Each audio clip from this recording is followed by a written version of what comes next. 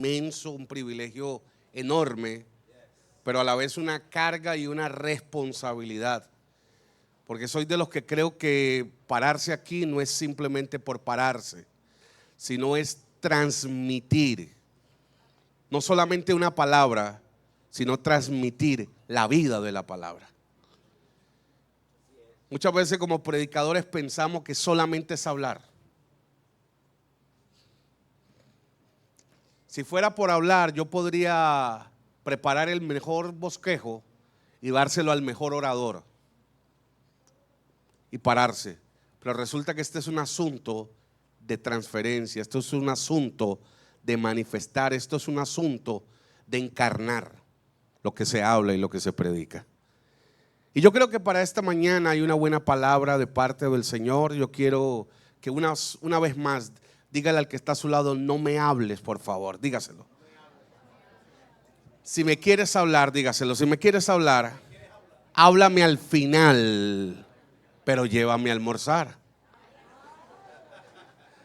Así sí vale, ¿verdad que sí? Bueno, muy bien, vaya conmigo por favor al libro de Génesis, colóquese un minutico de pie. Va a estar por las próximas 2 horas 45 minutos sentado, no se preocupe. Colóquese un momentico sobre sus pies. Génesis capítulo 32. Es el texto con el cual quiero que trabajemos en esta mañana. Una palabra que creo que es oportuna, propicia, y creo que viene a tiempo a lo que Dios quiere hablarle a esta casa. Génesis capítulo 32, versículo 22 en adelante. Dice la palabra del Señor, si me pueden ayudar por favor. Ok, muy bien. Y se levantó aquella noche y tomó sus 2 mujeres. Mire qué tremendo, tenía 2 mujeres y 2 siervas y sus 11 hijos. Y pasó el vado de Jaboc.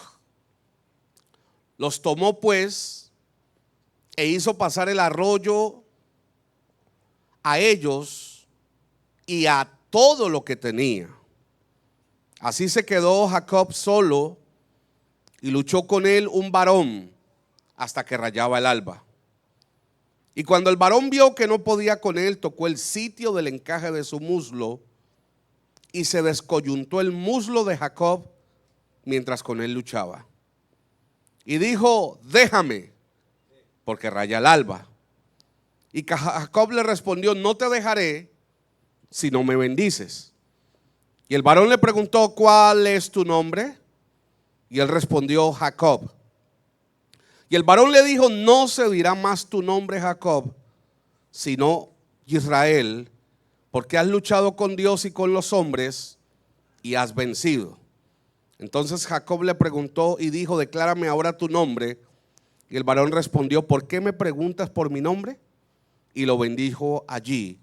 Y llamó Jacob el nombre de aquel lugar Peniel, porque dijo: vi a Dios cara a cara y fue librada mi alma. Padre, gracias en esta preciosa hora del día, Señor. Bendice cada persona, bendice cada uno de los que vienen a escuchar tu palabra. No permitas que nadie salga de este lugar tal como llegó, Señor. Ministra cada necesidad, ministra a cada, Señor, situación particular de cada persona.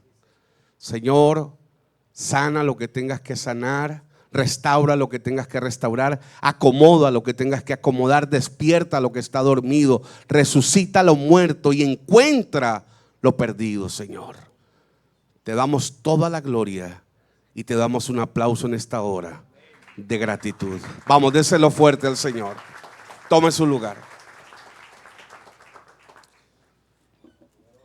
Hemos venido hablando durante este mes de noviembre, mes de la familia, y hemos venido hablando aquí en la casa acerca de conectar y discipular generaciones.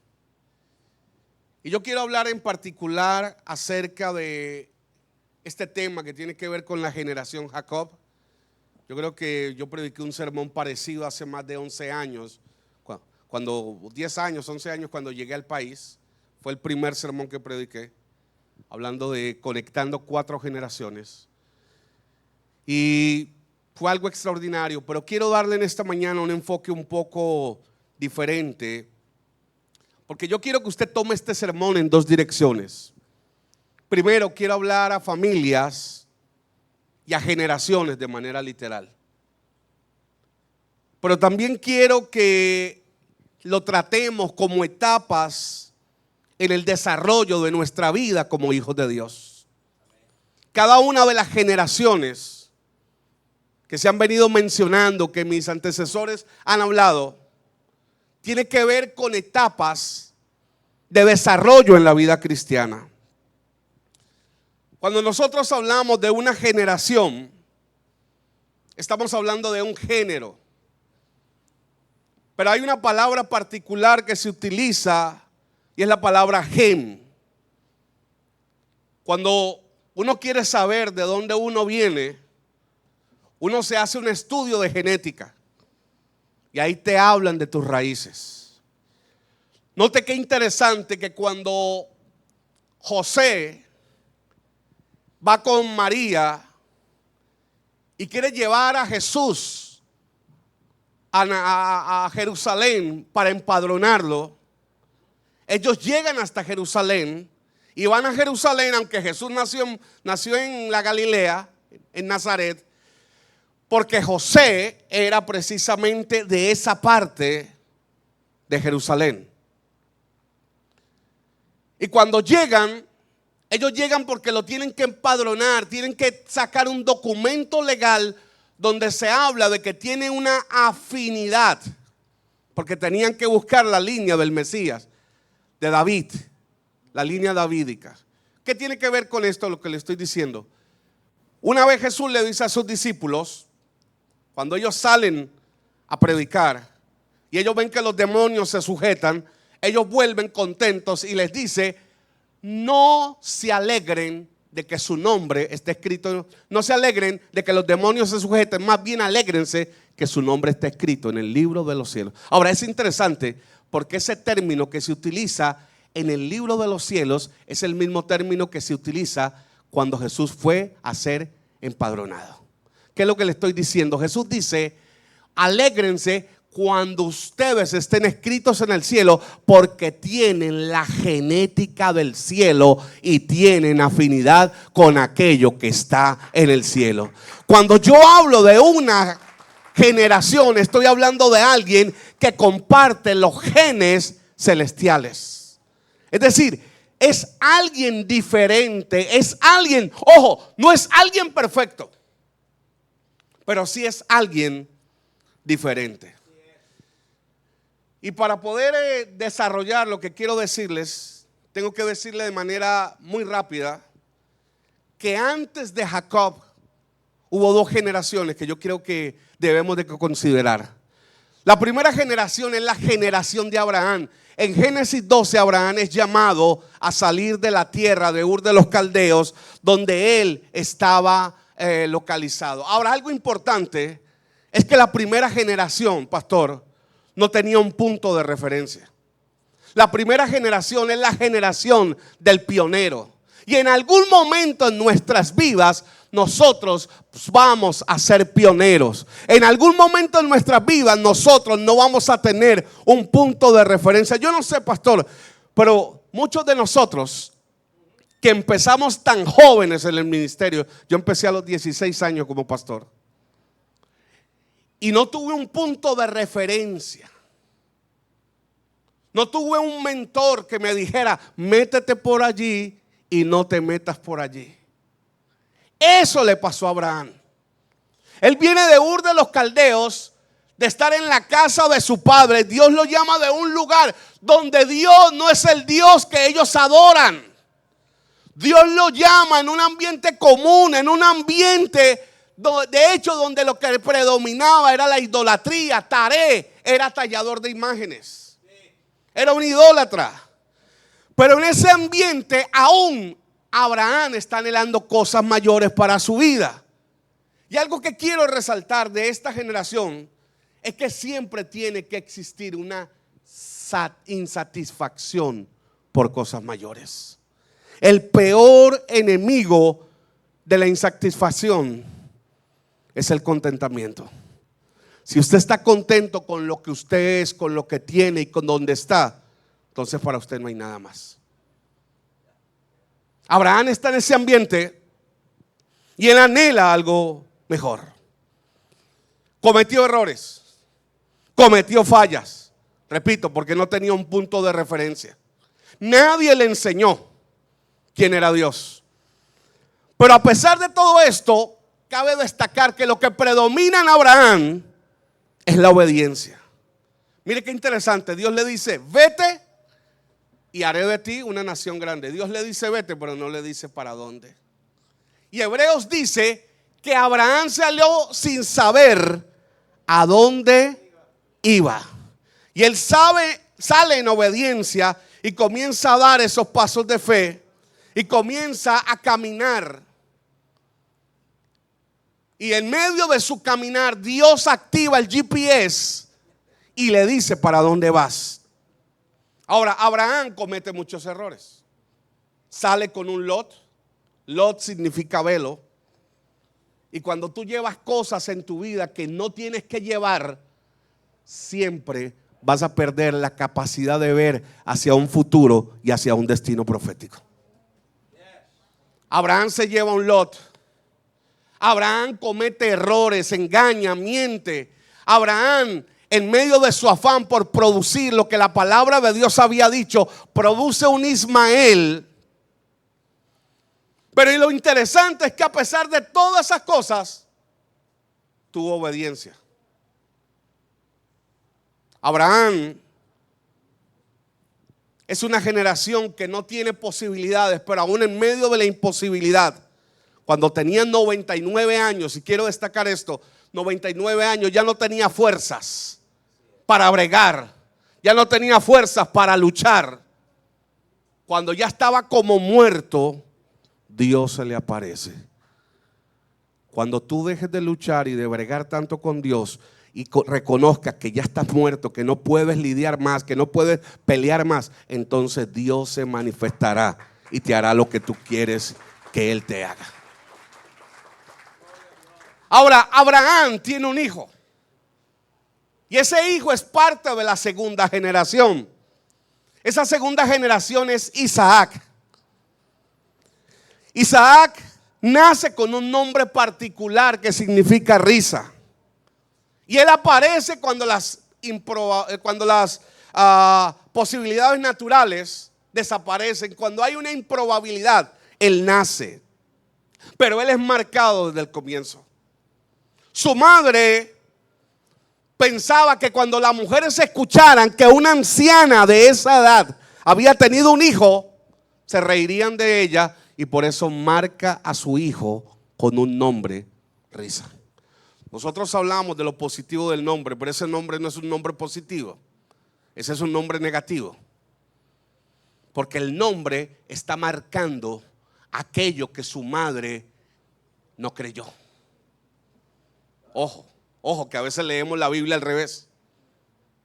Ella está marcando que es imposible que ese milagro ocurriera. De ahí viene ese nombre. Y esta generación tiene una marca, porque no ve la posibilidad de que Dios haga el milagro, o le creen a Dios, pero le ponen límites. Y esta generación tiene otra marca particular. Estoy yendo rápido porque no tenemos tiempo. Esta generación tiene la marca de que su padre lo llevó a un altar a sacrificarlo sin él haberlo pedido. Y lleva esa marca en su vida. Y esta generación no estaba preparada para eso. Es cierto que Abraham de alguna manera estaba esperando el milagro, pero Isaac no estaba listo para conocer a Dios en el lugar del sacrificio. Y sabe, esta generación, tengo que decir esto, se parece mucho a los hijos de los pastores. Hijos que han sido sacrificados en el altar por sus padres. Hijos que han tenido que ver, óyeme bien, hijos de pastores que han tenido que ver cada vez en medio de la necesidad a su papá, suplicando por provisión y sacrificándolos a ellos. Viendo que todo el mundo se puede poner los tenis de moda, pero el hijo de pastor no puede ser ostentoso y no se los puede poner. Yo no sé cuántos hijos de pastores hay aquí y saben lo que les estoy diciendo. Que no pueden ir a la playa porque son los hijos de pastores y están siendo sacrificados en el altar. Esa es la generación Isaac. Una generación que tiene que cargar la presión de seguir manifestando la promesa, pero que están marcados por situaciones que le han acontecido. Y ahí está Isaac. ¿Sabe lo tremendo? Isaac replicó lo bueno de su padre, pero también replicó lo malo. Su papá mintió 2 veces con respecto a su mujer. Isaac mintió una vez con respecto a su mujer. Sara fue estéril. Rebeca también lo fue. Algo que tenemos que saber, mis hermanos, y aquí hablo a la familia, permítame hacer un paréntesis, que todo lo que nosotros hacemos se transfiere a la próxima generación. Y no estoy hablando de una transferencia de colocar la mano y recibe, no. Estoy hablando que lo que yo hago afecta a la próxima generación. ¿Cuántos padres aquí no viven orando porque sus hijos lleguen al Señor? Y viven diciendo, yo quiero que mis hijos sean cristianos, pero en la casa hablan mal del pastor, hablan mal del líder, hablan mal del de la alabanza, hablan mal del de los jóvenes, hablan mal de fulano, de sutano y de mengano, pero luego quieren que sus hijos se acerquen al Señor. ¿Cómo quiere usted que se acerquen si le estamos transfiriendo lo negativo a esa generación? Y ahí está Isaac replicando los mismos patrones de su padre, pero en medio de su imposibilidad, un día Dios abre la matriz de su esposa y su esposa le da a luz un hijo, o 2 hijos más bien. Pero el mayor de ellos, o el más grande, el más ilustre, se llamó Jacob. Y llegamos entonces a la tercera generación. Y aquí es donde quiero ministrar los próximos minuticos. Este nombre es un nombre bien particular. Y esta generación es particular porque esta generación necesita un trato diferente a las demás. A la generación de Abraham, Dios tiene que mostrarle milagros. Dios tiene que manifestarse. Óyeme bien, porque Abraham no tenía un punto de referencia. Abraham no conocía a Dios. Abraham no tenía quien le enseñara a Dios. La segunda generación, la generación de Isaac, Dios no le muestra cosas, pero le habla. Y escucha la voz de Dios. Pero la tercera generación, que es la generación Jacob, necesita un trato de relación. Y ahí está Jacob, un nombre interesante, un nombre que significa Taleb en el hebreo, de donde viene la palabra talón, pero también otro significado puede ser usurpador, engañador, tramposo. Pero el que más se utiliza es el que toma por el calcañar. La Biblia dice que cuando van a dar a luz gemelos, su mamá, dentro del vientre de ella, un niño estaba tomándole el talón a su hermano para ver cuál de los dos salía primero. Es decir, este Jacob del que yo estoy hablando, ya viene con una actitud de querer hacer las cosas por su fuerza. Ahora, nacen los gemelos, y el primero en nacer se llama Esaú. Y el segundo que nace es Jacob. Ahora bien, Dios le da la promesa a Abraham, ¿verdad que sí? Y la promesa se cumple porque nace Isaac. Ahora Isaac tiene la responsabilidad de cargar la promesa de la redención.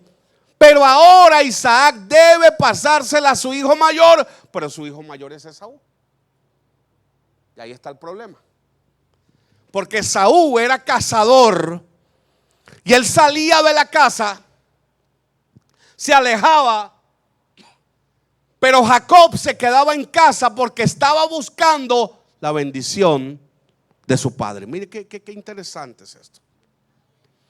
Ahora, Esaú no le está dando el grado de importancia a esa bendición o a esa primogenitura. Y su hermano le compra la primogenitura y le roba la bendición.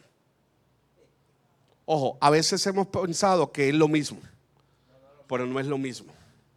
Escúcheme bien, Jacob no robó la primogenitura,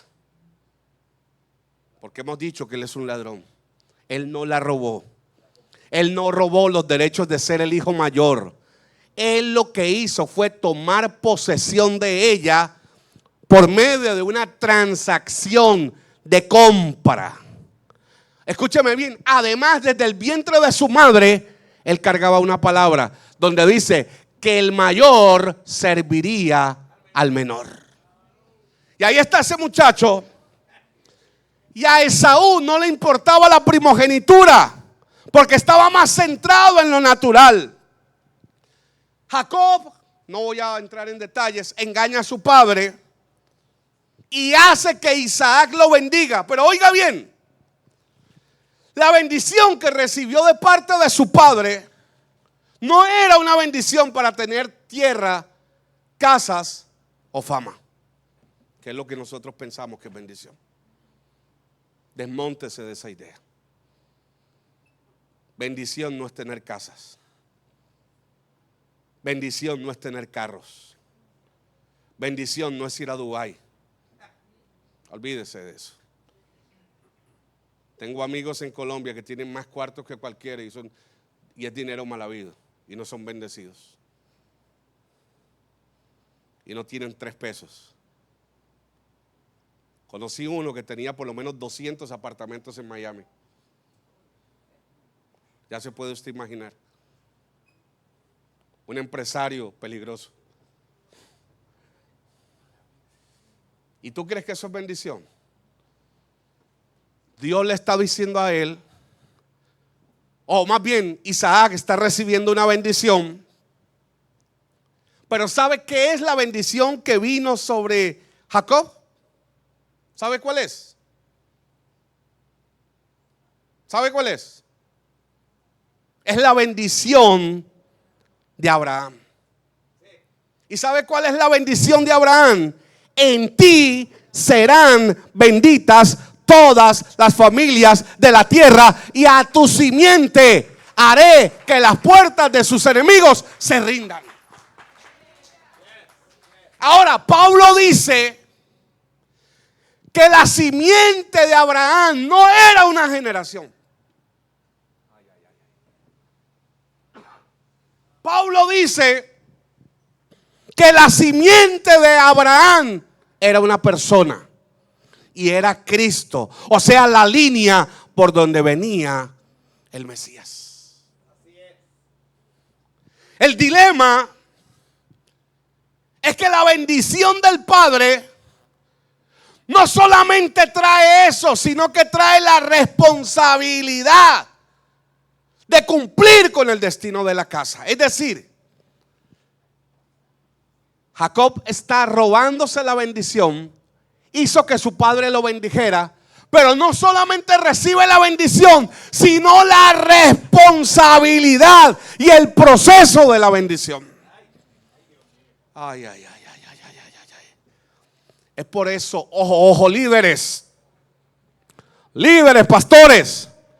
Es por eso que tenemos que tener mucho cuidado cuando usurpamos y cuando ocupamos una promoción, una posición, un cargo, una responsabilidad que no es mía, que no me pertenece, que no me es legítima.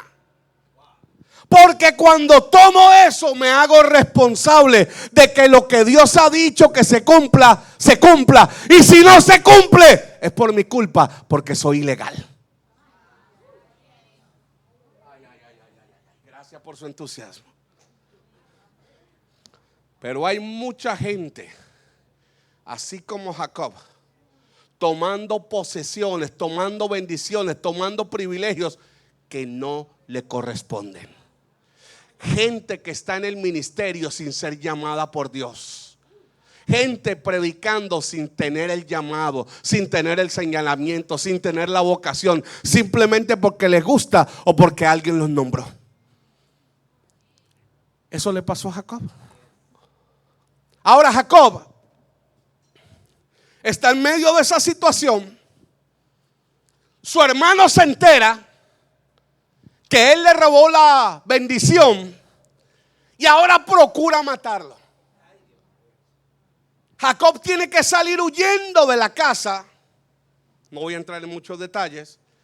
Usted sabe que en medio de la travesía se va y llega a un lugar donde ve los cielos abiertos.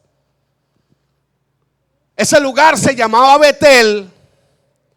Al final él dice: esto es casa de Dios, y no lo identifiqué. Y estando allí, Dios le dice: mira, suplantador, Jacob, mentiroso, engañador, no te voy a dejar, no por ti, sino hasta que cumpla lo que le dije a tu abuelo y lo que le dije a tu papá. No te dejaré hasta que cumpla como te he dicho. ¿Y sabe lo que hace el suplantador? ¿Sabe lo que hace el suplantador? Comienza a negociar con Dios.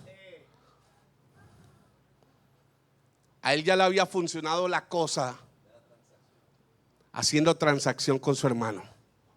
Su hermano llegó del campo cansado y le dio un guisado de lentejas.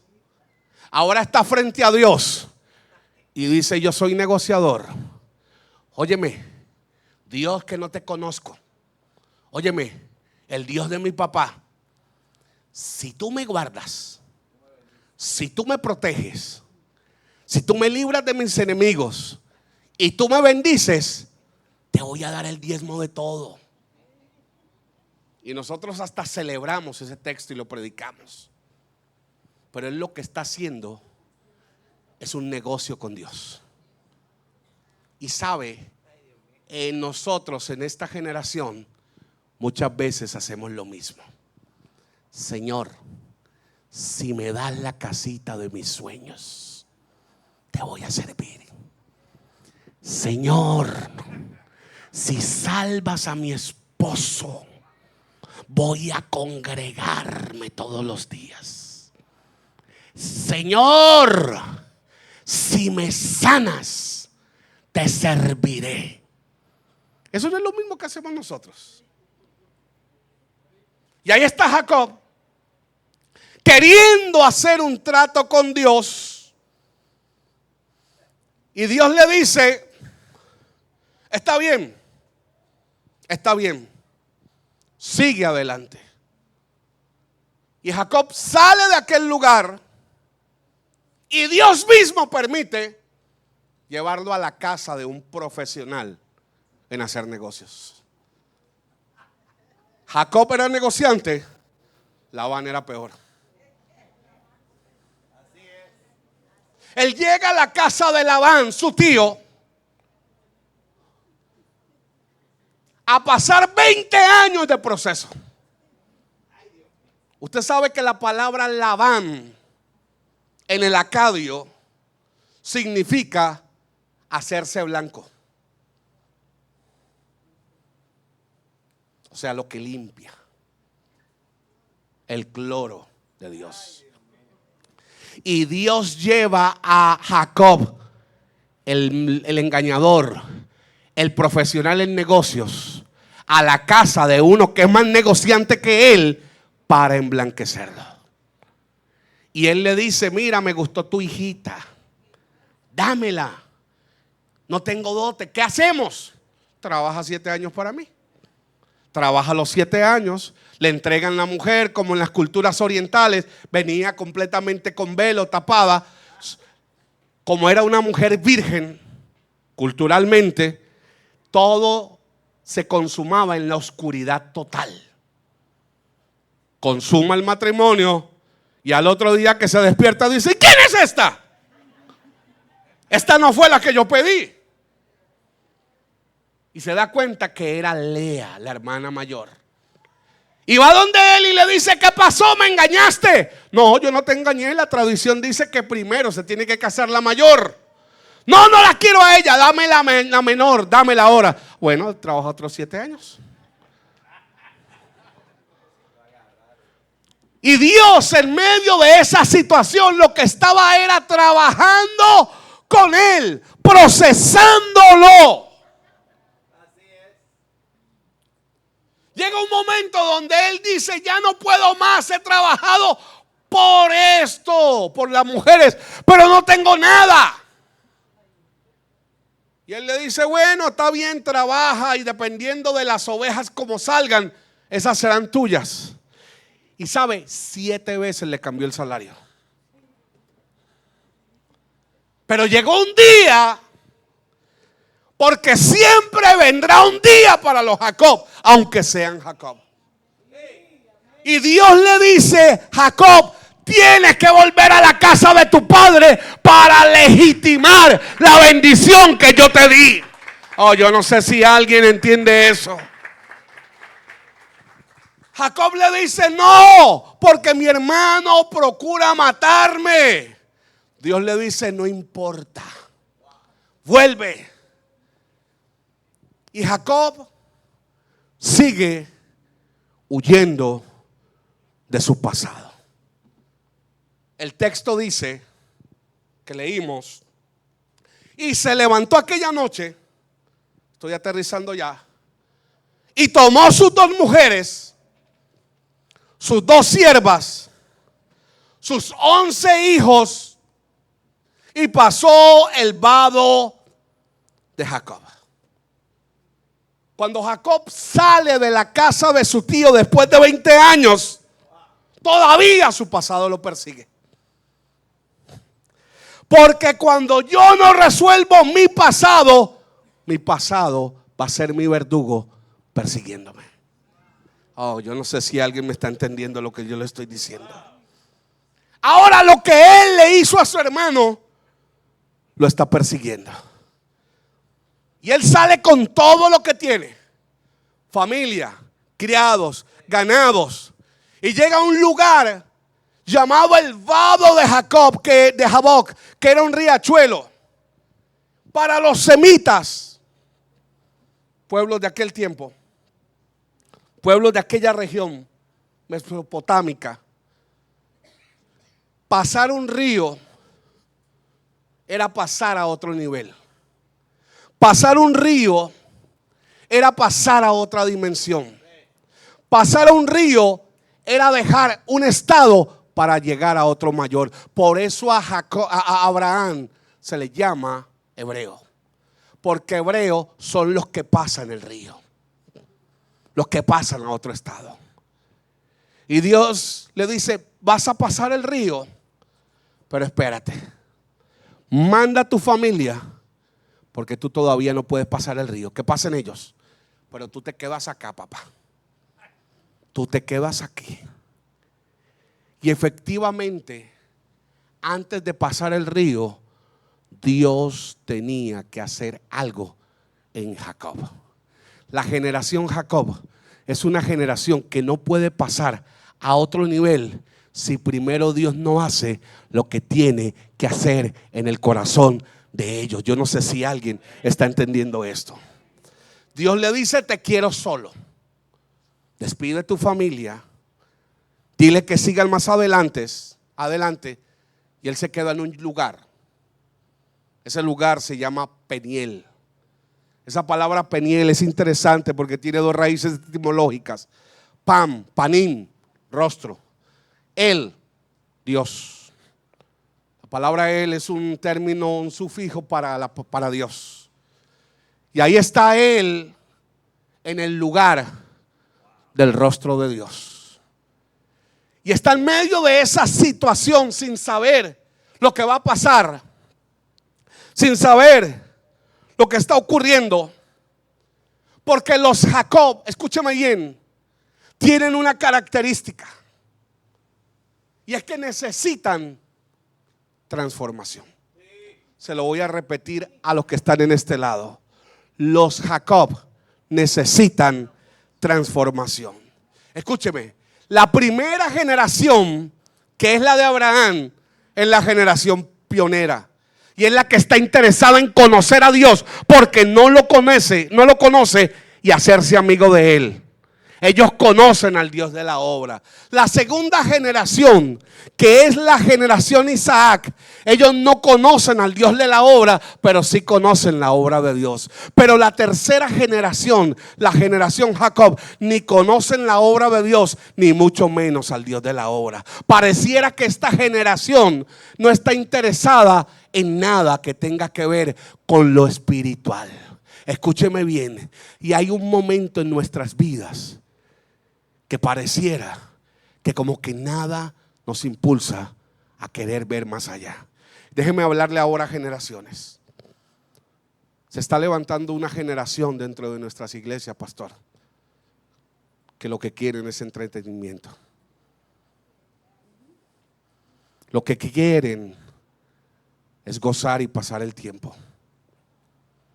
pero no están interesados en conocer a Dios. No están interesados en profundizar. No están interesados en pasar el río. Simplemente quieren entretenimiento, quieren humo, quieren luces, quieren brincaderas. No estoy diciendo que eso esté mal, pero solamente quieren eso. Pero no quieren ir más allá de lo normal. Y ahí estaba Jacob, nieto de Abraham, hijo de Isaac, pero no conocía a Dios. No tenía la más remota idea de quién era Dios. No tenía la más mínima intención. De hecho, esta generación Jacob es una generación mecánica que todo lo quiere por la fuerza. Todo lo quiere a través de cuestiones elaboradas y rápidas. Pero la generación Jacob solamente podrá surgir con la bendición de Dios a través de algo que se llama transformación, que algo que se llama quebrantamiento. Aunque tú hagas lo que hagas, tú puedes tener todas las fórmulas religiosas, pero si no hay transformación, no hay gloria de Dios.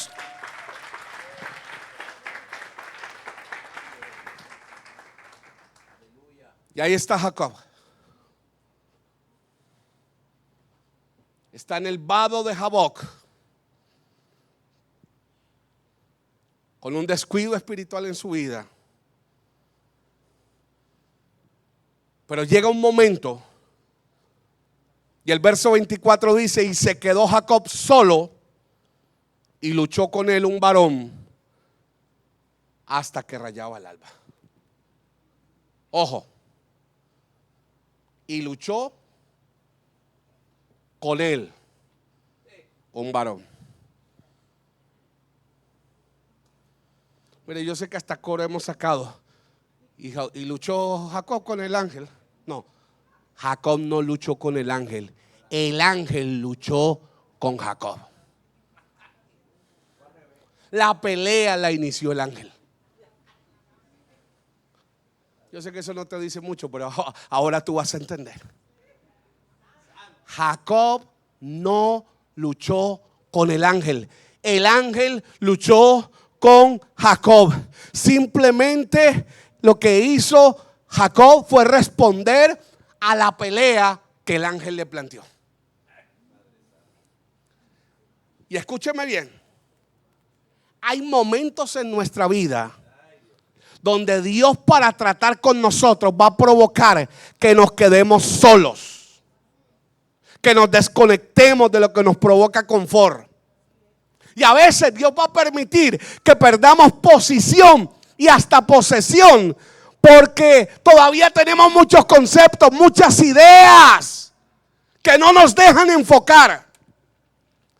Y siempre Dios va a pelear con aquello en tu vida que no se parece a Él.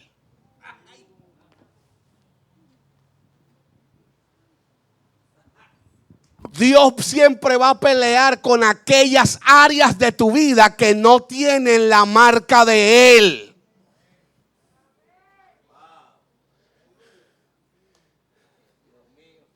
Y el ángel se baja y comienza la pelea. Y comienza la agarradera. Y comienza la lucha toda la noche. Toda la noche, toda la noche, toda la noche. Porque escúcheme bien, el deseo de Dios siempre será suscitar situaciones que produzcan lo que Él desea. Y lo que Dios desea son cambios visibles en nuestra vida. Siempre que vienen transformaciones, tienen que haber cambios. Es imposible que usted me diga a mí que se encontró con el Señor y que sigue siendo el mismo o la misma. Si usted sigue siendo el mismo, se parece a Jesús, que es el mismo ayer, hoy y por los siglos. Nunca cambia.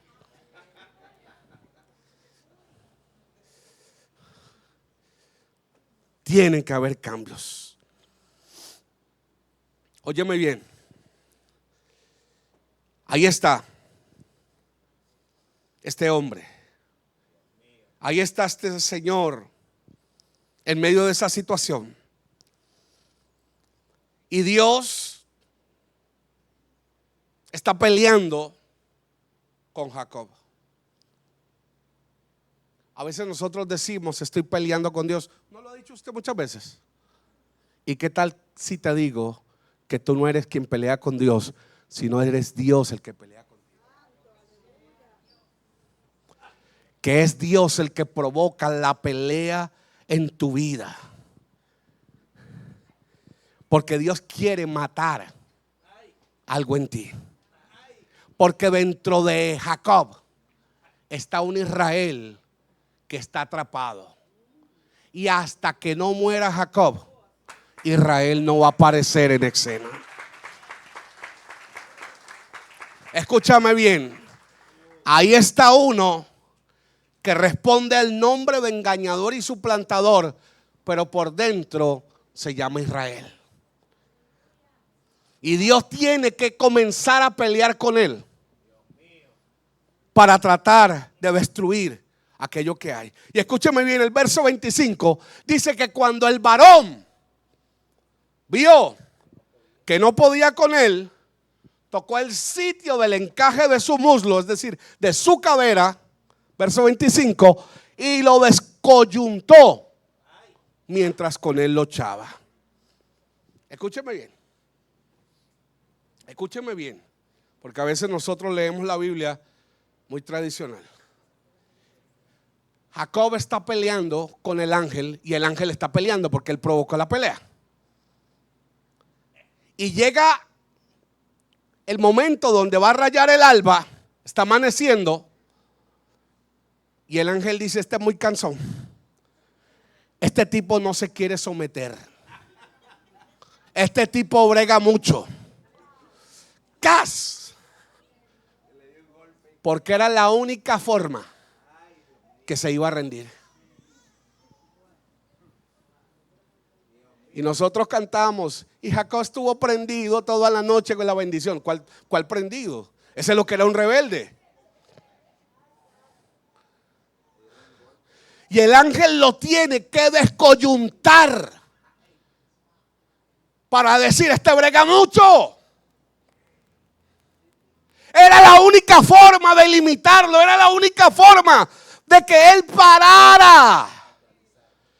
Dios le toca la forma de caminar para que no corra ni de su destino ni de su pasado. Escúcheme bien, escúcheme bien, escúcheme bien. ¿Usted sabe cuál es el lomo para los judíos? Las caderas. ¿Y sabe qué significan los lomos para los semitas? Significa fuerza, pero significa descendencia. Y lo que el ángel le está diciendo es: como estás, no puedes producir la próxima generación. Por eso tengo que tocarte, para que la nueva generación no sea como tú y sea completamente diferente. Yo no sé si alguien está entendiendo eso.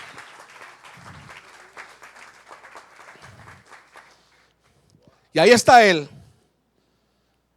El dilema es que Dios va a luchar con nosotros. Escúcheme, ya estoy cerrando, de verdad, ya estoy cerrando. El dilema es que Dios va a luchar contigo hasta que tú no te rindas.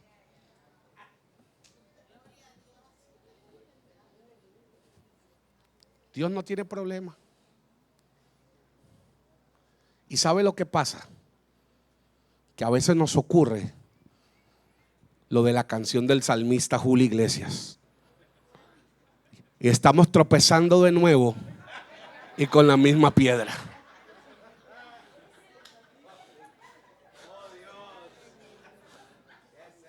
Y dando vueltas, y dando vueltas, y no avanzamos.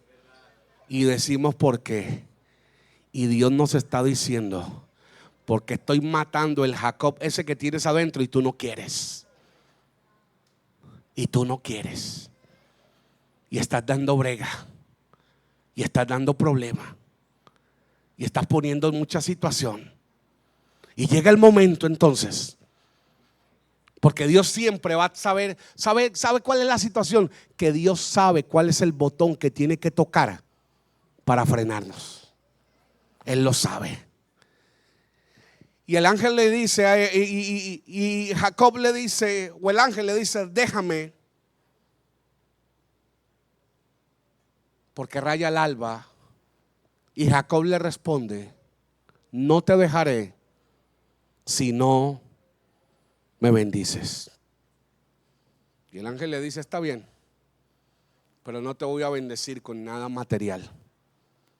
¿Cómo te llamas? Y él le dice: yo me llamo el ungido de Jehová. Yo me llamo justo. Yo me llamo bueno. ¿Dónde está el pianista para que me ayude y los hermanos se pongan contentos? Yo me llamo el siervo bueno. ¿Cómo te llamas? Jacob. Es decir, no es que el ángel no supiera cómo él se llama. Es que Dios quería que él reconociera su condición. Por eso le dice: me llamo engaño, me llamo tramposo, me llamo usurpador, me llamo el que toma por la fuerza. Esta generación Jacob es una generación que, a pesar de sus limitaciones, a pesar de sus inconsistencias, a pesar de sus disfuncionalidades, es una generación que se expone y se reconoce tal como es delante de Dios. Y aquí está él. Y el ángel le dice: te llamas Jacob. Bueno, ya no te llamarás Jacob, sino que te llamarás Israel. ¿Por qué?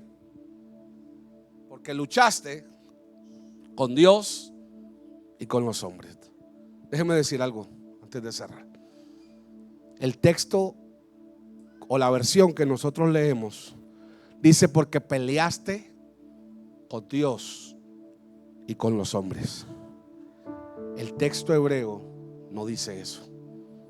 El texto hebreo dice: porque peleaste con Dios y Él te venció.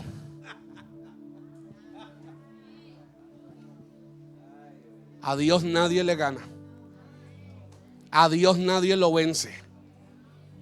Cuando Dios pelea contigo, siempre Él va a vencer. Por eso Dios le dice, o por eso Jeremías dice: más fuerte fuiste tú que yo, porque tú siempre ganas. Esa fue la queja de Jeremías. Tú eres más fuerte, tú siempre me vas a ganar. Tú me engañaste, tú me llamaste al ministerio y yo no sabía que esto era el ministerio. Me engañaste porque eres más fuerte. Y ahí estaba Jacob, siendo vencido por Dios. Y Dios le da ese nombre: Israel. Yirs, pelea. Él, Dios, el que pelea con Dios. Y Dios lo vence. Y Dios le dice a él: te voy a cambiar el corazón. Te voy a poner mi nombre en tu nombre. Voy a poner mi carácter en el tuyo. ¿Y sabe qué pasó? Desde aquel día a Dios se le conoció como el Dios de Jacob. Porque Dios le dijo: te doy mi nombre, te doy mi gracia, te doy mi bendición, pero me llevo todo lo tuyo. El Dios de Jacob, el Dios de nuestra debilidad, el Dios que no se avergüenza de nosotros a pesar de nuestras imposibilidades. El Dios de Jacob, el Dios que no niega y que nos acepta a pesar de los tantos de que nosotros tenemos.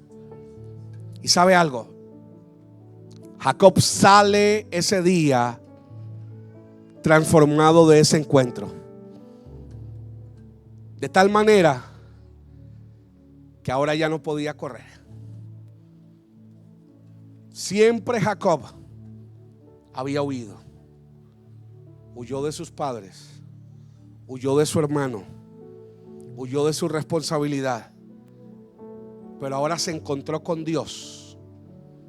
Dios lo dejó cojo y ya no podía huir de Dios. Ahora Dios le había afectado su caminar. Ya no podía correr. Ahora rengueaba de su pierna. Ahora, para poder desplazarse, necesitaba un bastón. Porque ahora su caminar era diferente. Ahora su caminar era distinto. Ahora su caminar era nuevo. Escúcheme bien, cada vez que Dios quiere matar en nosotros el Jacob que hay dentro de nosotros, Él quiere dejar una marca visible. Vuelvo y repito, es imposible que alguien pase una noche con Dios y no se le vea. Es imposible que alguien haya estado en la presencia de Dios y no irradie la gloria de ese Dios con el cual estuvo. Todo el que está con Dios lleva una marca en él. Y ahí está Jacob con un nuevo caminar. Y llega Esaú con 400 hombres para matarlo. Y cuando lo ve, su corazón se derrite. Corre donde él, lo abraza y se reconcilia. Porque ahora su enemigo estaba viendo que había algo diferente en su hermano. Ya no era el mismo de antes. ya no era el mismo tramposo, ya no era el mismo engañador, ya no era aquel que él había dejado hacía 20 años. Ahora era otra persona. Jacob tuvo esta experiencia en Peniel. Algunos teólogos dicen que esto es una manifestación teofánica, es decir, que era Dios mismo en forma de ángel. ¿Y sabe algo?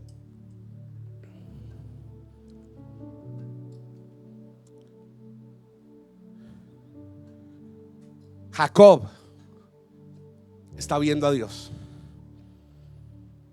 A Dios nadie le podía ver y quedar vivo. Abraham fue amigo de Dios, pero no vio a Dios. Isaac escuchó a Dios, pero no vio a Dios.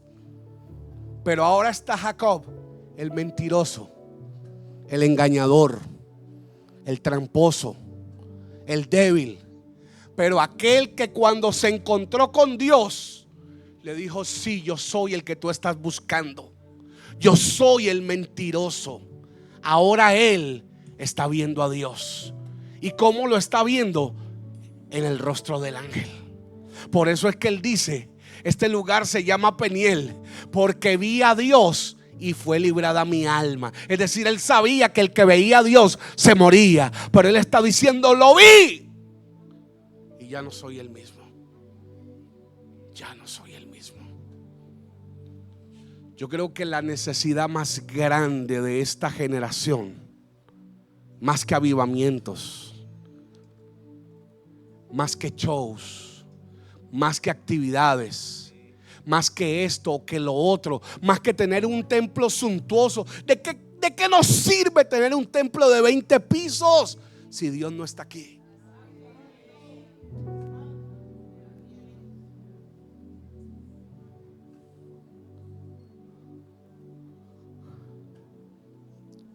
Un predicador dijo en una ocasión: yo prefiero un palacio, yo prefiero un pesebre en la voluntad de Dios que un palacio en la voluntad de Herodes.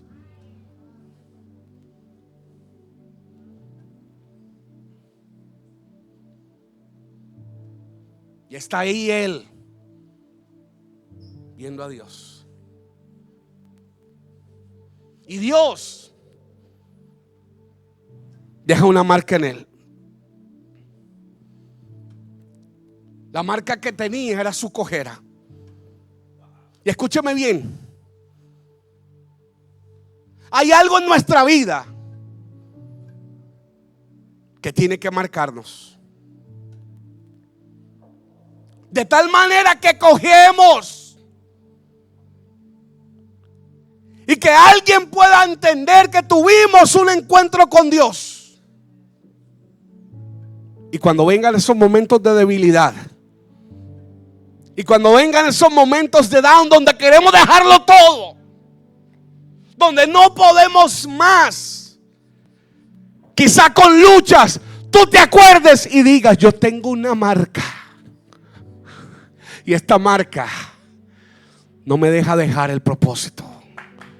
Esta marca no me deja soltar lo que Dios me entregó, porque he sido marcado, y esta marca es indeleble, que nadie la puede borrar. Escúcheme bien: nosotros vimos el rostro de Dios en la persona de Jesús.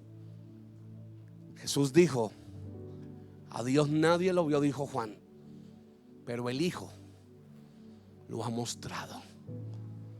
Nosotros vimos el rostro de Dios en la persona de Jesús. Y es por eso, pastor, ministros, hermanos, que donde quiera que vayamos, llevamos la marca del Señor, llevamos el perfume del Señor, llevamos la vida del Señor. Escúcheme bien. Estoy cerrando con esto ya. Yo creo que hay una palabra para esta hora. Y yo creo que viene un mover de Dios. Y yo creo que viene algo poderoso. Pero ese algo poderoso no viene a través de un ministerio, pastor.